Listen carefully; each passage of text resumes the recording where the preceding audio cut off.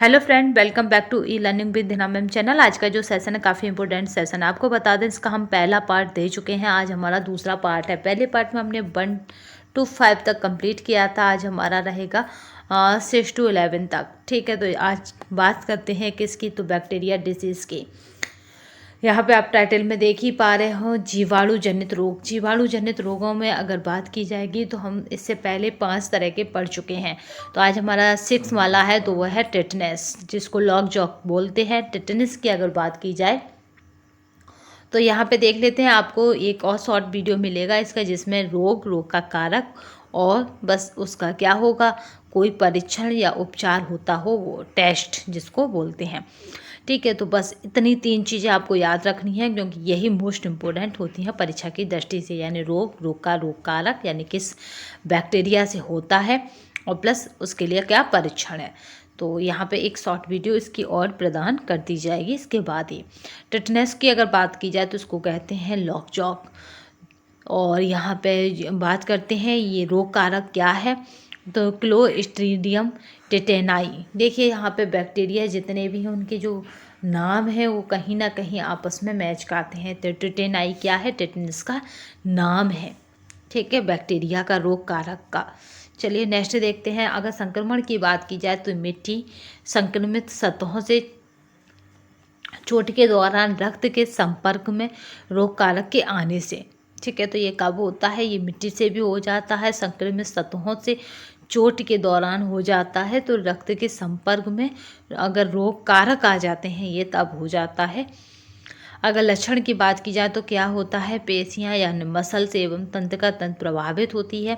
पेशियां अकड़ने लगती हैं। चोटग्रस्त अंग पर ग्रेनिंग, ये याद रखना है, गैंग्रीन का विकास। ठीक है, गैंग्रीन का विकास आपने देखा होगा क्या होता है, वो अंग क्या है, काला सा पड़ता जाता है। अगर टीका की बात करें तो यहाँ पे डीपीटी एवं टेटनस का टीका दिया जाता है। आपने देखा होगा, तुरंत हम 10 रुपये का इंजेक्शन लगवा लेते हैं टेटनस का। अगर उपचार की बात की जाए तो एंटीबायोटिक दवाएं एवं शल्य चिकित्सा। यहाँ पे एंटीबायोटिक दवाएं एवं जो शल्य चिकित्सा है, यानी यहाँ पे ऑपरेशन ही उपचार है। तो अंग काट दिया जाता है अगर ट्रीटमेंट से पहले ही वो काला पड़ जाता है।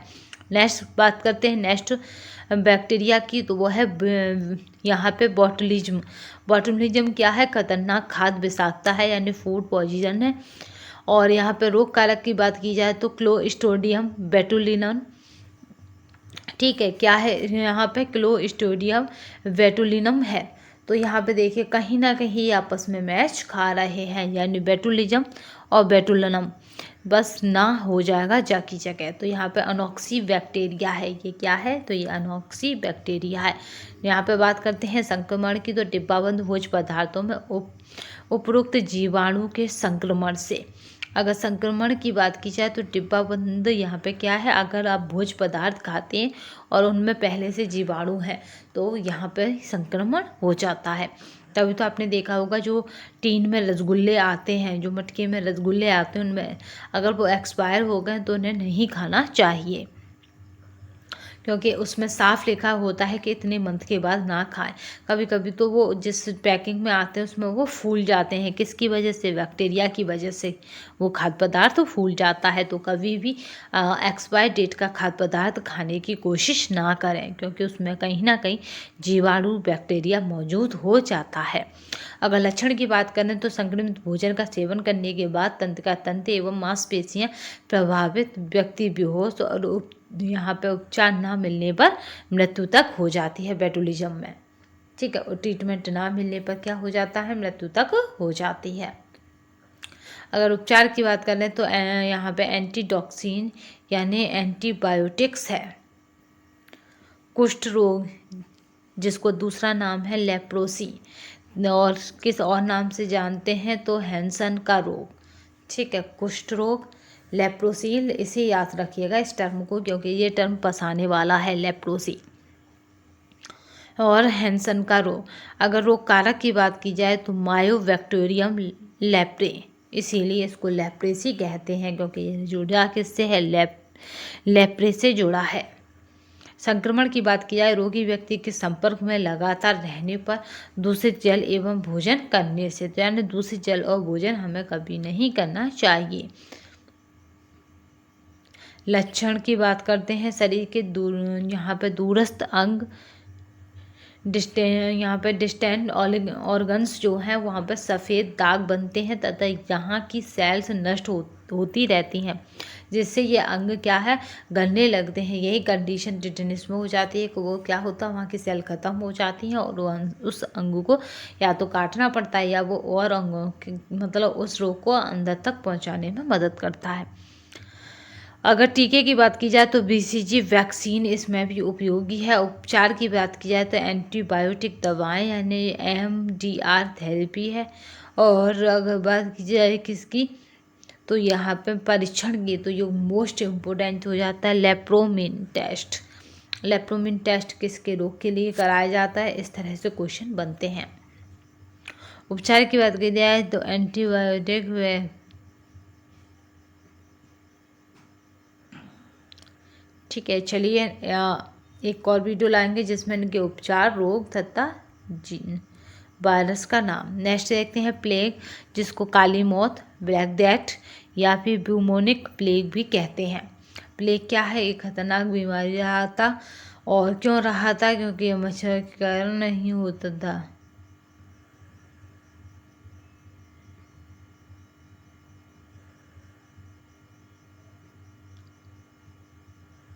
ठीक है। नेक्स्ट देखते हैं यहाँ पे रोग कारक की बात की जाए तो येरेसिनिया पेस्टिस, प्लेग से याद रखिएगा पेस्टिस।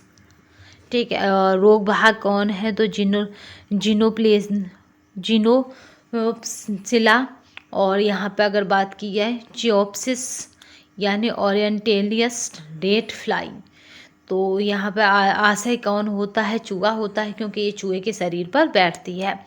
अगर लक्षण की बात की जाए तो लसिका तंत्र में संक्रमण, शरीर दूरस्थ अंग काले पड़ने लगते हैं, जिससे क्या हो जाता है, गैंग्रीन होने लगता है। अगर वैक्सीन की बात की जाए प्लेग को ही यहाँ पे प्लेग वैक्सीन यानी कम प्रभावी है, कोई भी प्रभावी नहीं करती, खतरनाक प्लेग होता है। उपचार की बात की जाए तो एंटीबायोटिक दवाएं हैं।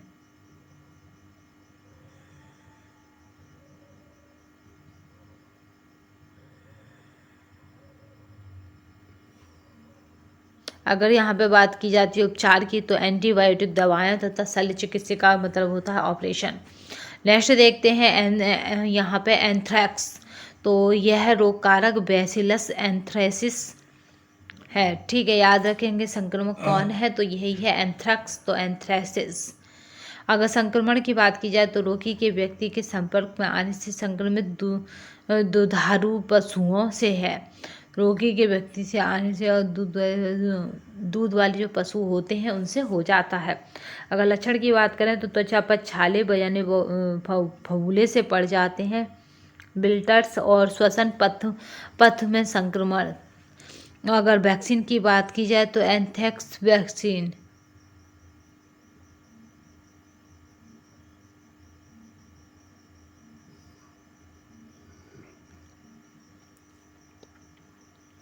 अगर वैक्सीन की बात की जाए तो एंथ्रैक्स वैक्सीन है। उपचार की बात की जाए तो एंटीबायोटिक दवाएं हैं।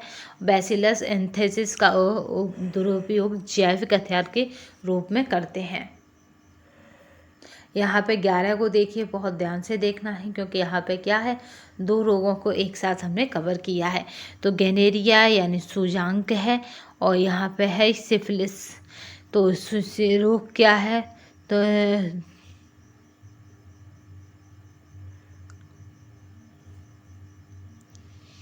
ठीक है, 2 रोग दिए गए आपस में, देखिए गैनेरिया और आपका है सिफिलिस। तो यहाँ पे गैनेरिया की बात करते हैं तो रोग कारक कौन है इसका, यानी इसको फैलाता कौन है या कौन इसको किसके माध्यम से फैलता है, तो वो है नेक्सेरिया गैनोराई। और यहाँ पे है ट्रिपोनिमा। ठीक है, ट्रिपोनिमा फैलिया।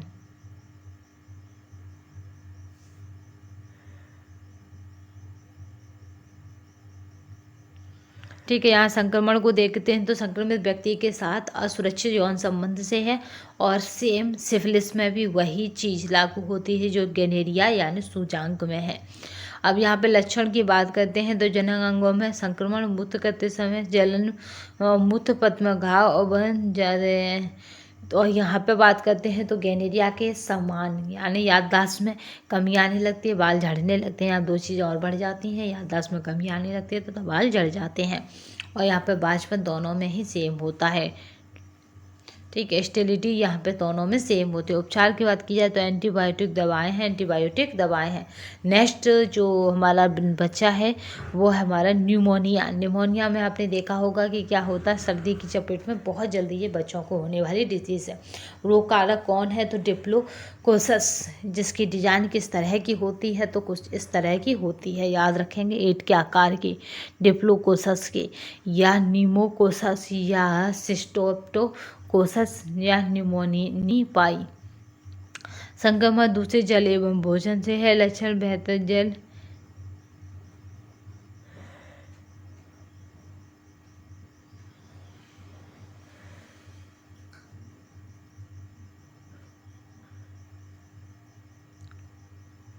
ठीक है, ये एक ईंट जैसी डिजाइन का होता है और यहाँ पर करते हैं इसके और क्या क्या नाम है तो यह न्यूमोकोकस था और यहाँ पे या फिर स्टेप्टोकोकस है या निमोनिया ही है।